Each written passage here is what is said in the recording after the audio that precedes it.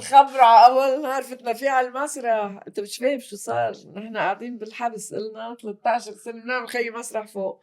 ما في مسرح برومي، نحن بنخترع المسرح. يعني انا في حط كرسي الجمهور هون، في علقها على شباك، في انا مثل من فوق، يوسف بيطلع من باب، عرفت؟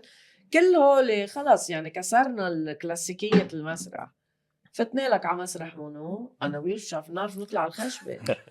قاعدين ايه طيب شو حاسس؟ والله يا زينة انا حاسس فوت من ورا. يوسف اول شي بدي فوت ورا، بدي احكي فوق.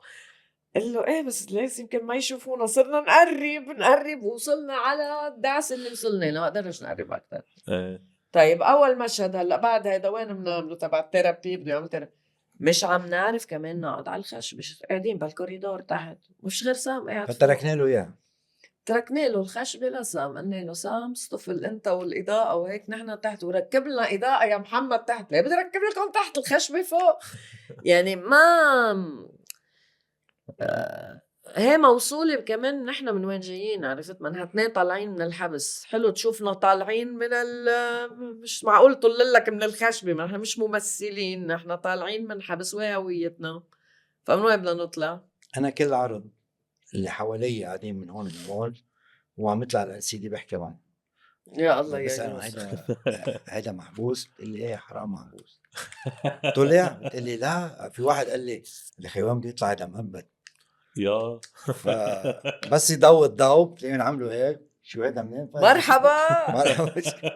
في وحده اخر مره قالت لي حرام بعده جوا. هي ما شافتني انا اتحدى بالعتمه. قلت لها مدام هيدا طلع من الحبس. قالت لي يا حرام لا ما طلع. بس قمت طلعت شفته. لا انا بكون قاعده بين الجمهور بصيروا هيك مثل قاعدين حدي. بعرف العقل انه هي شو عم تعمل هون، هيدي مش تبع المسرحيه.